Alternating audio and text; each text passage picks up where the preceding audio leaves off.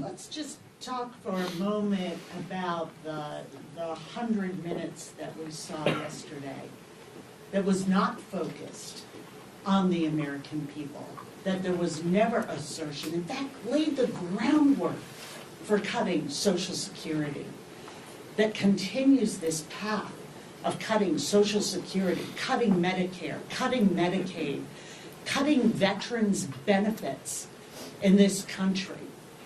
We did acknowledge, we always acknowledge, my guest to the State of the Union is a mom fighting for her 4-year-old who has a brain tumor that is rare.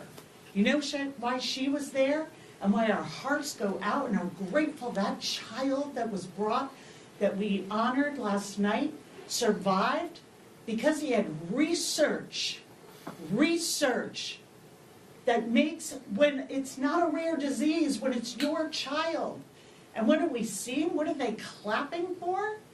They are clapping for devastating cancer research, Alzheimer's research, diabetes research, in order to give tax cuts to billionaires. So I really don't want to hear about decorum. I think that is important in order to get the message to the American people. But the message from my colleagues and the President of the United States was clear. And it builds on the very SAVE Act that was brought up earlier. When it comes to voting rights, they will trick and mislead the American people in order to restrict it. That's what the SAVE Act does. It is built on a false premise that there are non-citizens voting in large numbers that are swaying elections. That is a complete lie, and they know it. And what is the answer to that?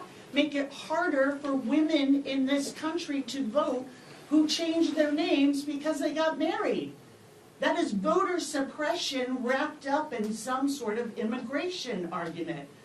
So I am angry today. I am angry when I saw that President of the United States, who ran and had people vote for him because he said he was going to cut their costs, he was going to make sure they had a chance at the American dream, has come in with an unelected, richest man on earth and taken a chainsaw to everything we care about, everything the American people put their trust in him to do. It is a betrayal.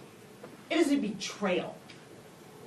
So let's not talk about decorum when the plot is exposed and reiterated every single day.